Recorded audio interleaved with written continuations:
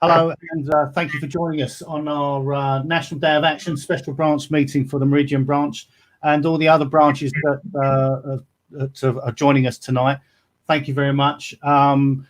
Tonight we have some guests. We have Tracy Fussey from the National Executive, and we also have Sally Bridge, so the CWU Assistant Secretary, who's joining us tonight. So I'll be able to answer your questions. Tonight is a special meeting, as today we have announced our national consultative ballot in BT Group, Openreach and EE, which will be commencing on the 19th. So without further ado, what I'm going to do is I'm going to pass you on to Dave Booker, the Meridian Branch Secretary, and I'll come back to you a little bit later and we'll be fielding some questions to Tracy and Fussey. But for now, I'm going to hand you over to Dave Booker. Thank you.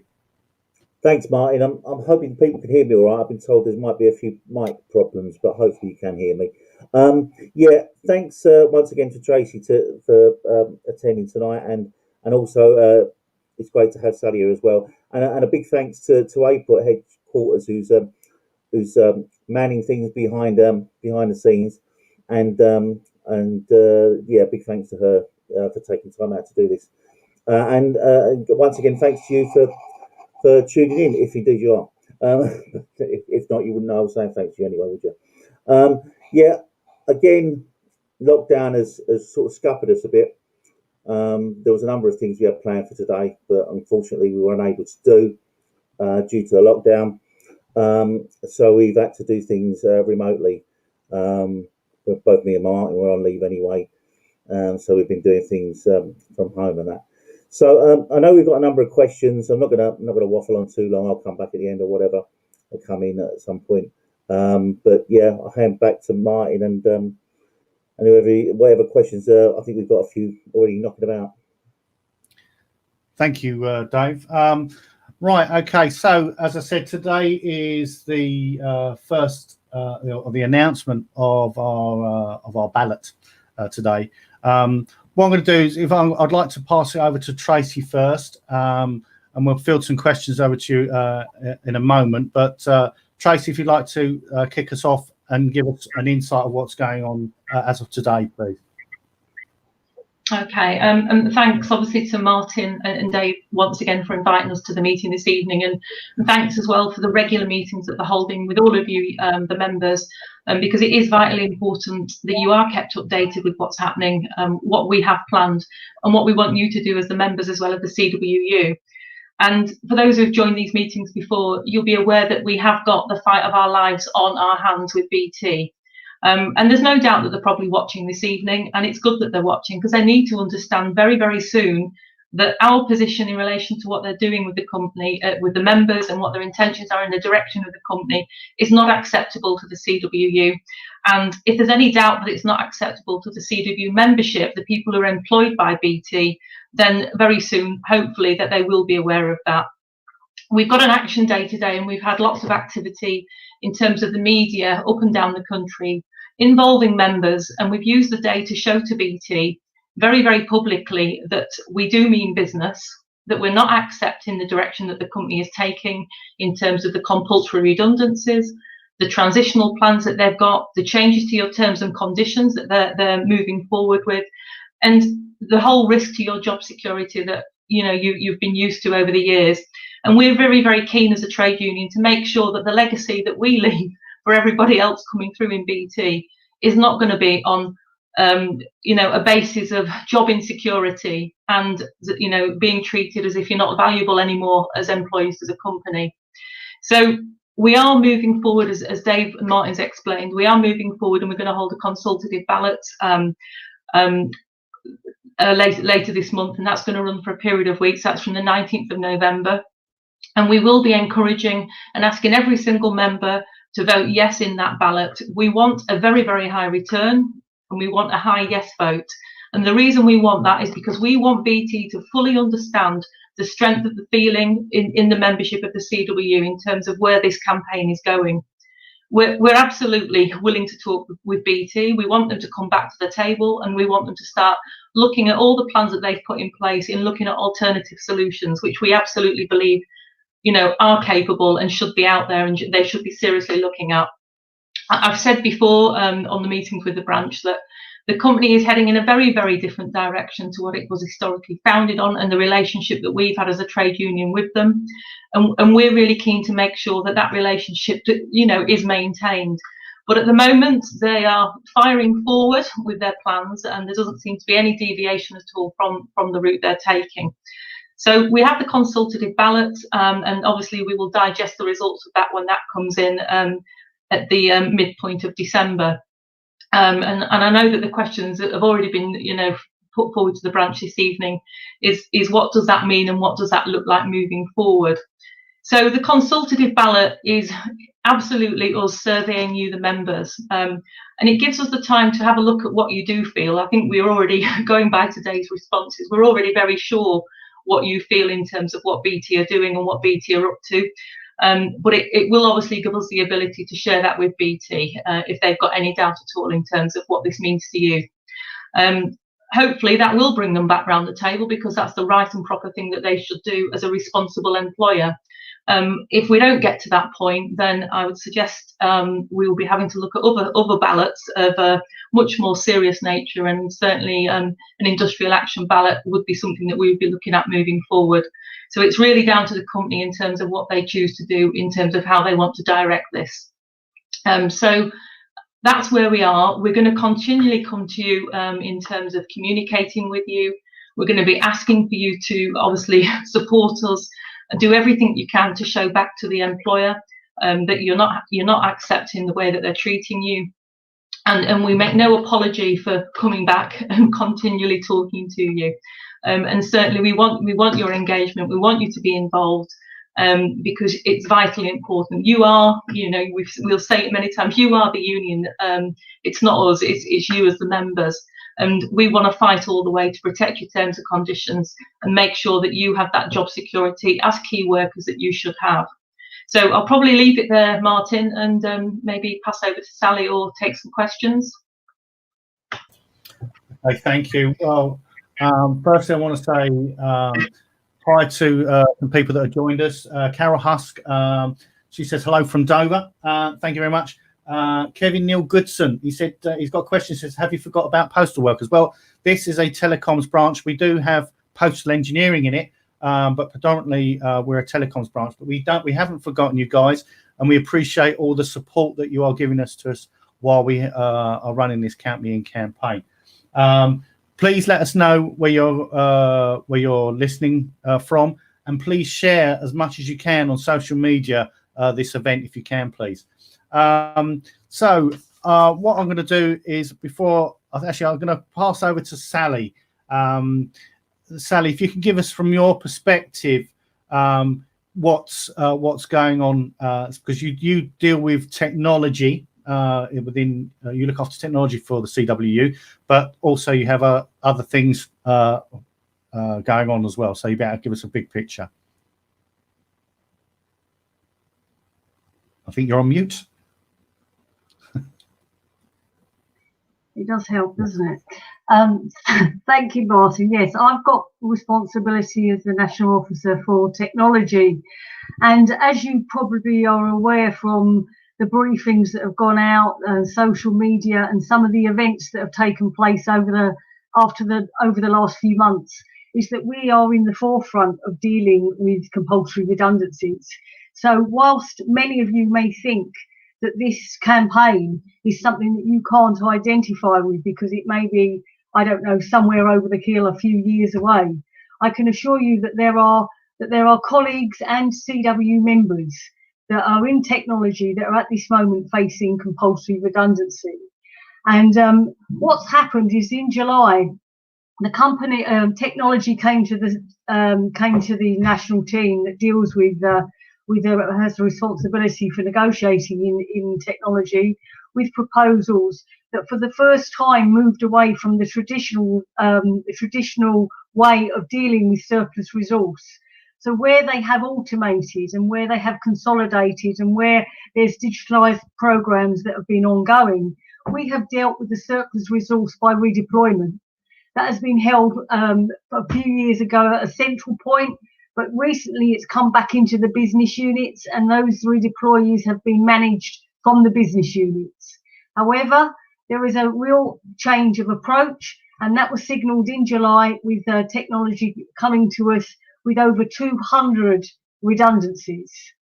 Now, this has been something that we've been dealing with. It's a new set of proposals, and it's a new way of working, and it does demonstrate how far and how much the company has changed. They no longer want to hold employees on their books. They want to literally give them their notice, and in this case, in technology, it was actually 45 days. We've been able to extend that due to counter proposals and discussions that we've had. But it's true to say that this is a very difficult situation, particularly where you have highly skilled engineers, where there aren't an awful lot of alternatives.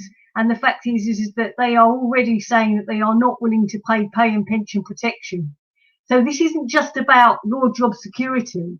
This is around your terms and conditions also under attack simultaneously. And that is what's happening. And therefore, what are your options? Your options are either to take the redundancy package. And of course, at the moment, we've got a generous package on the table, but that notice has been served under that, and that will expire in May. Or what happens is that you can take a job at a lower pay rate, which negates our pay and pension protection agreement. We've also got an attack on things like the EDI process under New Grid, travel time, and a whole raft of other issues.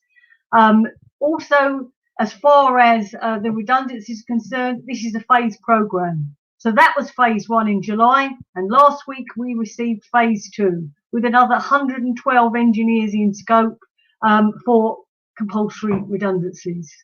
Now, this is a situation that can't go on. We have attempted in technology to negotiate in good faith, and we were on the verge of getting an agreement with the business, just for the HR director, Mark Murphy, to come along and change the terms. Those terms have changed, unreasonable and unacceptable to the CWU, and we've had to walk away from what would have been a collective agreement.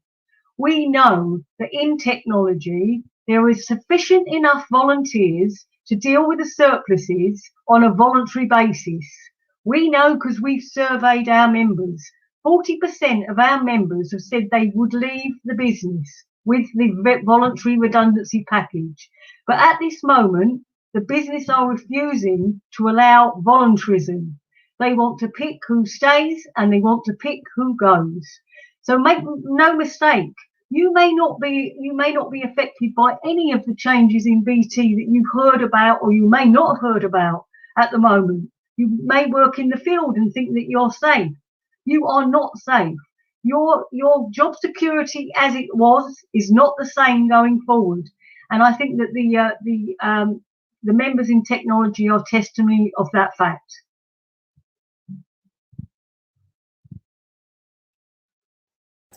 Thank you, Sally. Thank you to everyone that's joining us. I'm going to say hi to Dennis Gilbert, Andy Friend, and James Morgan. They're all watching tonight, and thank you for joining us. Sally, we've got some questions that have come in. One here's been told they're going to be made compulsory redundant. Where do they stand? Right, well, they must be in technology if they've been told that they're going to be made compulsory redundant by the end of the month. And last week we had nearly 30 of our members that left the company under compulsory redundancy terms. We don't know if all of them went voluntarily, i.e. that they wanted to take the package, but it has to be assumed that some of them went because they were forced to go and had no alternative. And I have to say, the stark position is at this moment in time that unless you find an alternative role, a vacancy, or indeed you find a job swap that somebody will want to swap with you and they take VPLS, then I'm afraid you will be made compulsory redundant. And that is the position. It's not something that we accept, it's not something that we agree with, and it's something that we are pushing back consistently on. We met the company again today, and we are meeting Howard Watson and Mark Murphy on Monday. The talks will go on, but I'm afraid the redundancies will continue. And this is a company that will not stop just to have discussions with the CW for protracted length of time. We may have got an extension for some of the people already that were due to leave, particularly those ones that are in the network operating centre. We've got a 4-week extension. That's because the time between the IC2s and the IC3s was so limited, it was unreasonable for them to find alternative. So that's been pushed back. But the redeployees, the existing redeployees, most of them have either exited the company last week or will do so in the next week or so. We've then got things like people going out on where their roles have ceased, and then we've got people leaving that are a result of a selection exercise and have been in a pool. So there's different categories for different reasons, but all of them are at risk. And as I say, at this moment in time, unless they can find a suitable alternative role that is vacant, or they can find a job swap partner, they will be made compulsory redundant. Thank you, Sally. Got another question that's come in. It says, do you think the change in redundancy packages are a sign of things changing in the future with the rollout of fibre to the premise? There's lots of scaremongering about what will happen to copper service delivery engineers. Yeah, Sally, if you could perhaps answer that one for us. The change of the redundancy package is something that is being dealt with at group level. It's an initiative that has been driven at group. It's not Openreach that are driving that. What they have done is that they served a year's notice on a national collective agreement that we have, which was part of the pension arrangements made in 2018. That agreement allowed for a redundancy severance terms of up to 2 years' pay. And that is the current arrangements. If you are made redundant, that's not VPLS, if you are made redundant and you've got enough service over 27 years, that you can have up to 2 years' pay. Now, that agreement comes to the end in May because the year will be up. And at the moment, the DGST and the national team are in discussions over what will replace those severance terms. The company are arguing that at the moment, across the company, there is a myriad of different arrangements that are applicable, whether that's VPLS or the agreement we have on redundancy. And of course, the managers have got different arrangements as well. They want to unify these arrangements, so there's the simple set of redundancy terms. And of course, you may have heard the recent announcement that came out where you were actually asked for your views on what you thought of a 1-year severance term package. Hopefully you made your views very clear as far as what you thought of that, because that is what the CW have said, is it's not acceptable. The VPLS terms that are currently on offer are already 1 year. And the fact is that we do not accept our current agreement to be replaced with such inferior terms. So look, as far as whether you're working in the field in Openreach or whether you're a desk-based colleague that works in a call centre, the fact is that everybody is affected by the group change, that is the notice that has been served, and that is currently, as I say, being dealt with at head office level here in the union by the Deputy General Secretary, and he will report on developments of that as those discussions continue. Thank you, Sally. I've had a message in from James Morgan. Greater Mersey, Amal, members from Birkenhead, LDO, that's Royal Mail, fully behind our colleagues from BT and Openreach and EE. Your fight is our fight. Solidarity and support to all CW members. Thank you very much, James. We've got some other questions. Before I position some of the questions, today we've had an announcement.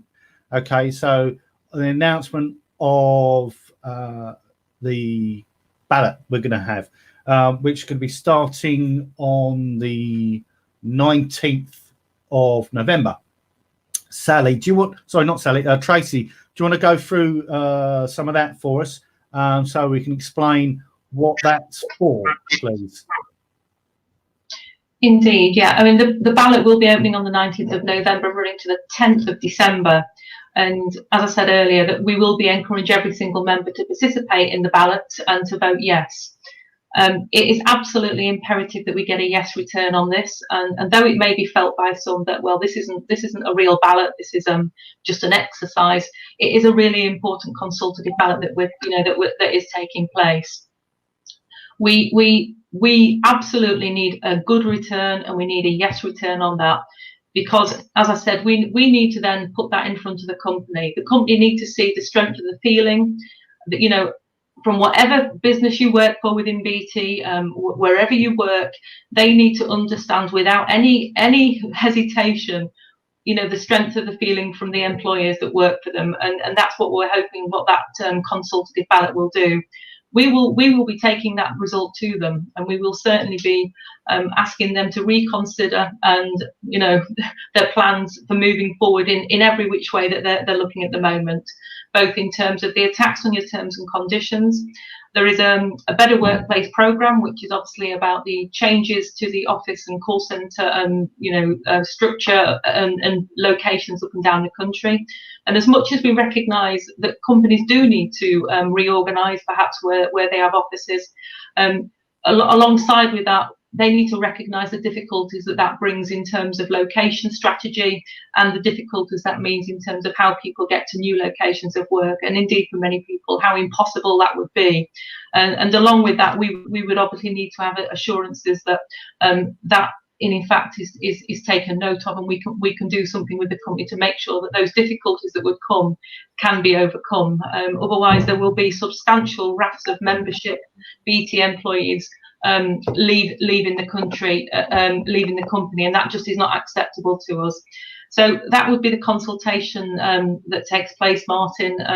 And as said, hopefully, with a high yes return, the company should be talking to us and should be looking at alternative ways of dealing with what they're saying are, difficulties moving forward, and that the fact that they need to change. Well, historically, for those who've been around in the company a long time, we've always worked with BT to find solutions to these challenges, both in terms of the resourcing, strategic direction that they've got, all of that's affected, and certainly things that affect in today's world in terms of the economy.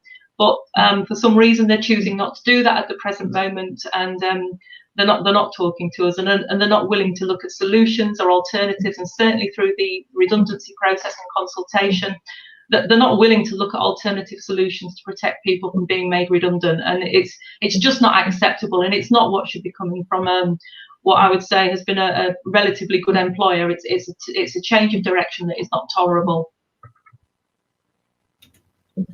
Thank you, Tracy. I've had a question come in via text, and I think I can answer this one. It says, why should I vote yes? Simply, in a nutshell, it's our jobs on the line. Okay, it's our future. Yeah, it's your pension, it's your livelihood, and this is why you should vote yes. Whether you're an engineer or you're in an office, in consumer, or in a planning office, or in technology, whatever line of business you are in, it is your future, and it is a yes vote that we can. That's all we can afford to have. So please do not think that it's not going to affect me, because it will. Yeah, by hook or by crook, it will affect all of us. So I think, well, that one is pretty straightforward.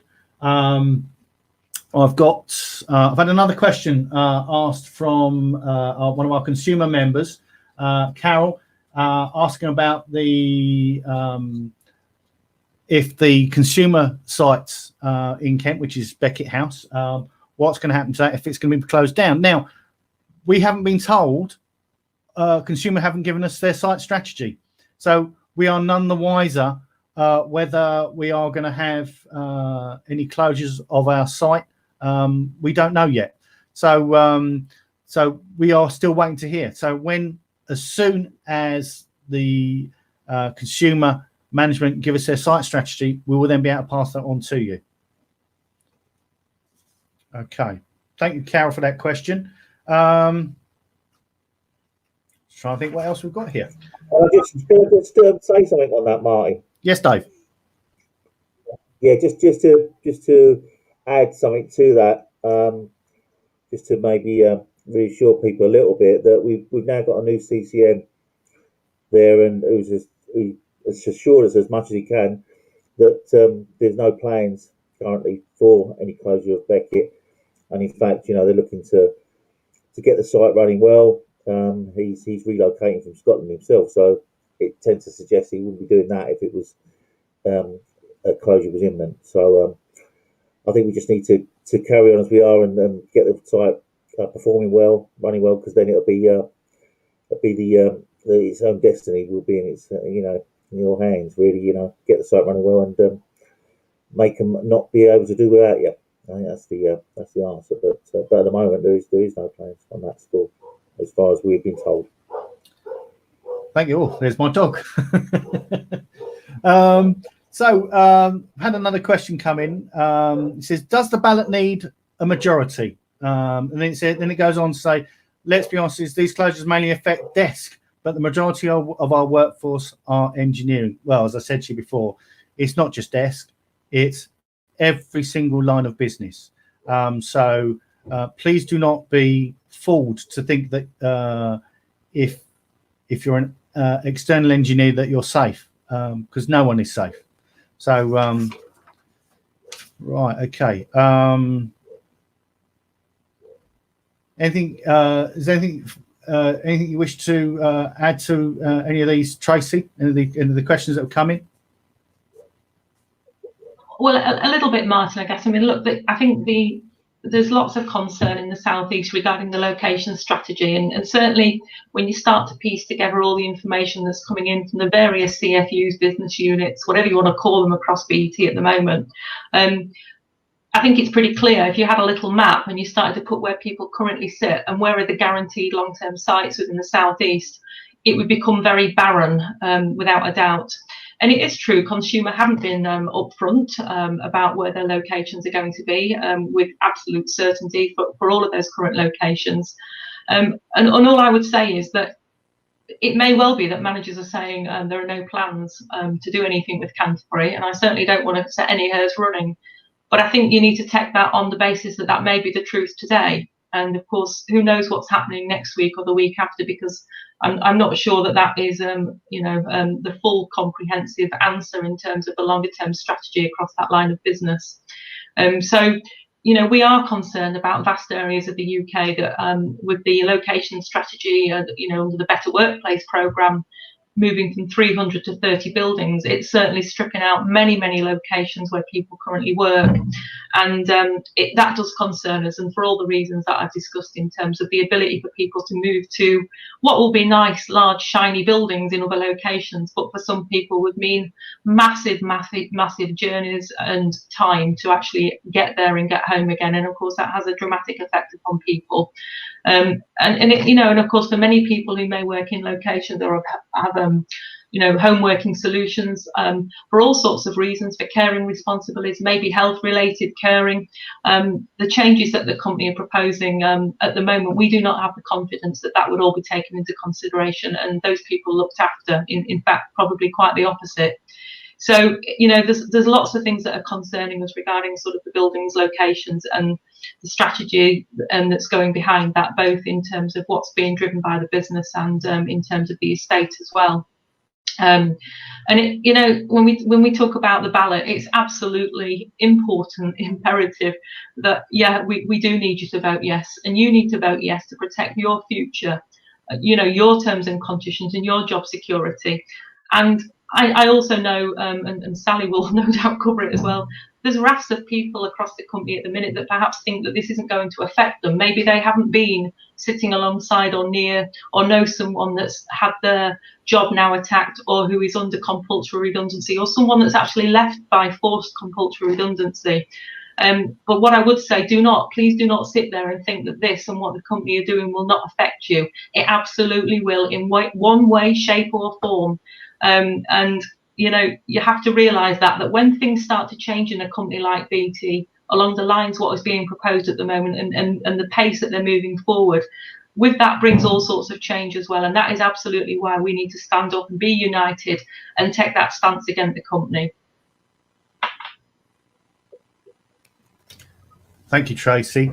Been asked a question, and it says, if we get an industrial action ballot and get a yes vote, what will happen then? Does this mean a strike? And how would this impact? So, Sally, if I could ask you to help answer this question, please.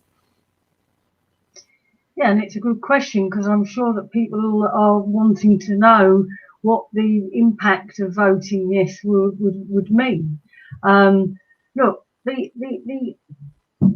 fact that we're having a consultative ballot is around testing the mood of the membership. It's also about really for you to agree with the line that your union and your negotiators is taking, which is standing up and actually opposing some of the things that the company are doing at this moment in time.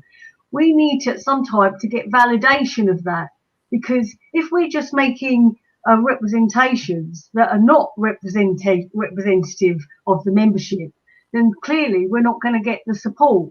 And it's been many years since we asked you a question of this nature. Some of you won't even ever recall your union asking you to support them and to take and are you prepared to take industrial action? It's not something that we ever use unless we believe that we have no alternative, or we believe that we need your overwhelming support as leverage to actually go back to the company and say we have got the support of the members. Because when we negotiate, we do say we have your support, but in this instance it's so important around job security in particular that we need you to put your cross in the box and validate what your union is doing for you on your behalf. And with that result overwhelming yes, we would want to go back to the company and we'd want to negotiate a redundancy agreement, something around job security, around the issues that we have resolve on grading and terms and conditions. And let's sit down and let's have a proper agreement on better workplace, not the company dictating to us about the sites that they're going to have around the country and to scare people into having to leave in a year or so's time. This is about actually you understanding what your future looks like. We need that. We need that at this moment in time to be able to leverage, as I say, back with the company to get the agreements that we're after. Does it mean we're going to take industrial action? I think that would be the very last option. But make no mistake that if you vote yes, and that we cannot persuade the company to come to their senses and come to the table and talk to us and make meaningful agreements on your behalf, then we will have to resort to the last, the actually ultimate, which is to ask you in a statutory ballot whether you are prepared to take industrial action. And as I say, we haven't done that for decades now. And we certainly would not move to that kind of action quickly. It would be at the very last resort. But do we shy away from it? I don't think we've got much alternative now. I think that the dice has been thrown. I think that they've laid out their course of action, whether that's on their transformation programs in global, in Openreach, consumer or technology. And the better workplace is coming out. They've already announced it in global, technology and Openreach. And we need to, obviously, we need to do something to protect your future and to protect your livelihoods. So there's a lot at stake here, and we would only ever call on you to take action if it was absolutely necessary. Thank you, Sally. Just had a question from Leslie Ann. She said, all my colleagues are voting, so do I need to bother? Now, who wants to shout loudest? I'll leave it to I'll leave it to Sally. Yes, you do need to vote. Everybody needs to vote. We need to get a high, because this isn't just about getting a yes vote. This is getting a good turnout. This is around demonstrating to BT that we have thousands and thousands and thousands of our members that are prepared to stand together and vote yes. So it's not, okay, it's great if your friends and colleagues are all voting yes, but we need you to vote yes as well. Irrespective of where you work, what your circumstances are, whether you're impacted under any of the plans that you've heard of in the imminent future, or whether you just haven't heard of any of the plans, you need to vote yes and support your union. Every vote counts. Thank you, Sally. Okay, so what we'll do is I think we'll have a final round of everyone's thoughts, and if there's any questions, any last questions, we'll then put those questions to you guys. Let's Tracy, if you've got any last thoughts you want to stress to everybody for this evening. Sorry, yes, I have.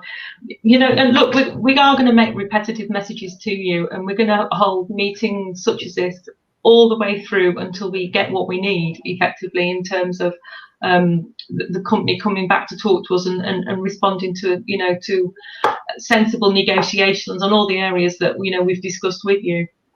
So, you know, no matter where you are and no matter what your job is, and no matter, you know, whatever propaganda that may well come out from the company moving forward, and I know that's already been raised by members in terms of their concerns at what is being fed to them by some managers in different locations and parts of the business. You know, this is about your job and it's about your future. And, you know, we're not going to raise the ante. We're not going to start, you know, putting all this work into something that we don't believe is absolutely essential for you to, you know, to look after your jobs and for us to make sure that, you know, that you are protected moving forward. So it's not something we do lightly. And, you know, we're going to have to stand united. We're going to ask you to stand together and absolutely send the right message to the company, because it really is so important. And I think the thing to remember as well is that this is a pivotal moment in BT. This is a very different company than what we've dealt with before these days, and they're looking at things differently and they're responding very differently to yourselves as employees and us as a trade union. So, you know, if it's a pivotal moment, which we do believe it is really important that we do stand firm and we shape the direction of the company. You're all vested, you have a vested interest in this. This is the company you work for, many of you for many years. And we want the company to be successful. There's no reason why it won't be and why it shouldn't be. But we want the company to change the direction that they're going at the moment. It's just not tolerable in terms of the legacy that is left behind if we don't stop this. And it really is that important. And that's why, as Sally said, we don't come to you very often for this. But we recognise now that this is a very different situation. And you know, we have the responsibility at a national level, and your branches as well, to make sure that, you know, your jobs are looked after, and that's what we're absolutely focused on doing at the moment. Thank you, Tracy. I've had a message from Julia Upton. She says, absolutely, Sally, every vote counts. So support from head office as well. So Jeffrey Till's messaged, said, great day for the CWU, but this is only the start. Cannot impress on you how important it is. Sally, if you've got any final thoughts you would like to give for this evening.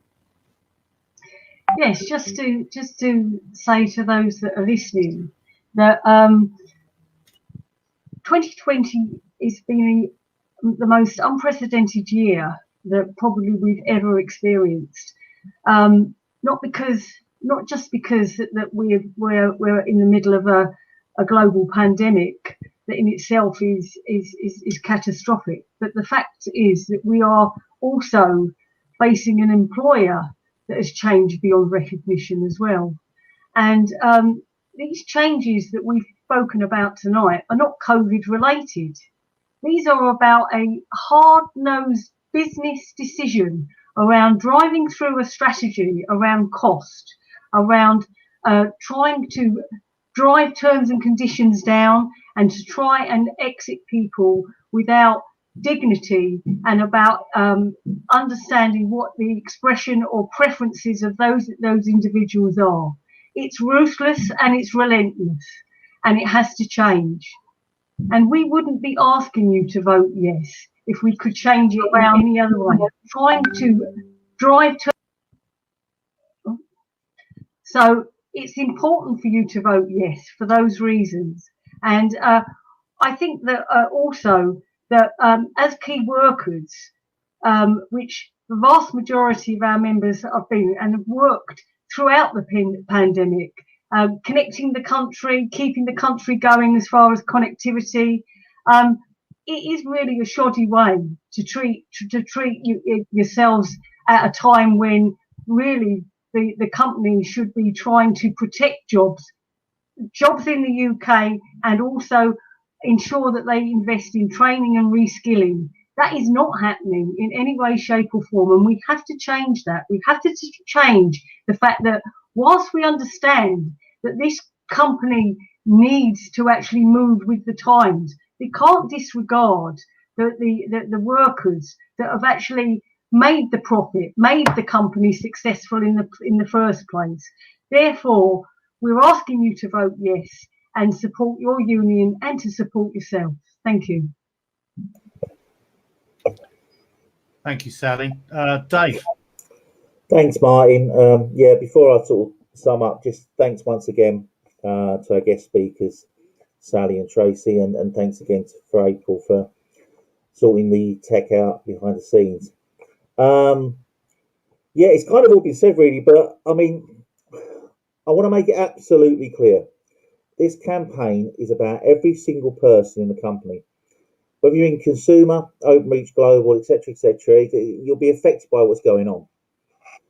We're being attacked on all fronts and from all angles, and it seems orchestrated that way to take the CW on. We're dealing with a different set of senior managers now, and they want to do away with negotiation and tear up agreements that don't suit them, don't suit their new blinkered view of the future. Many of you may have become frustrated with the union for whatever reason in the past, but I'd ask you to park that for the good of everyone, and instead lend your energy to giving full support to the campaign and direct your anger at the company. The National Executive cannot negotiate with a company as it currently stands. The company is seeing how much they can get away with, and if you stand 100% behind the CW in this campaign, we'll send a massive message to them. And not one of us can afford to sit back and leave it to someone else to sort out. This affects us all, and we need to actually show we're prepared to do whatever necessary to get them to change their tactics. There is strength in numbers, and united we can affect change. Indifference and complacency will be the things that lose this campaign. And if that happens, you can kiss goodbye to secure jobs with decent pensions and good terms and conditions that we had in the past. If you think things are bad now, then you have no idea how worse they'll get if we don't succeed in this campaign. The power, you have the power now. It's over to you. We need a massive turnout in the consultative ballot. We need a massive yes vote in the consultative ballot. And we need you to urge your colleagues to vote and do the same. And encourage anyone that isn't in the union to join now. We increase the membership, we increase our power. It's as simple as that. And if this doesn't persuade the company, then to see sense, then it is an industrial action ballot, as Sally has said earlier. An overwhelming yes vote and a huge turnout would show the strength of feeling against their plans. We are the majority. We do hold the power to affect change. Don't hand it back to them by doing nothing. It may be a cliche, but it doesn't make it any less right. And that unity is strength. So vote in numbers and vote yes. Thanks, Mike. Thank you, Dave. I just want to say I've had one last question come in, and I'm going to answer it. A gentleman, sorry, his name's gone off the screen, but he said we've had the use of contractors for years, So why should I be worrying about it? And I'm going to tell you why you should be worrying about it, because they are going to have your job. You will not have a job. They will, and they'll be paid far less than you. Simple fact. And that's what the company wants. So if you believe that everything's rosy, but please think again. That is not the case. We have the ballot. Ballot's going to be opening on the 19th of November. It will close on the 10th of December, if I stand corrected. So, yeah, thank you. So if that is the case, please make your vote count. It can only be one vote, and it's a yes vote. Our future depends on it. For our guests tonight, Tracy and Sally, thank you very much for joining us tonight. Much appreciated, and as always, more than welcome. We like to see you on our meetings, and for the advice that you give. Thanks, Dave. Also, again, thanks to April from headquarters in the background organising the technology for us. So that's it for tonight. Please stay safe out there with everything else going on. I know work is one thing to worry about, but there are other things more pressing as well at the same time that are just as worrying. So please stay safe, and we will see you very shortly. And please look out for all the communications that we'll be putting out. Thank you. Good night, everyone. Good night.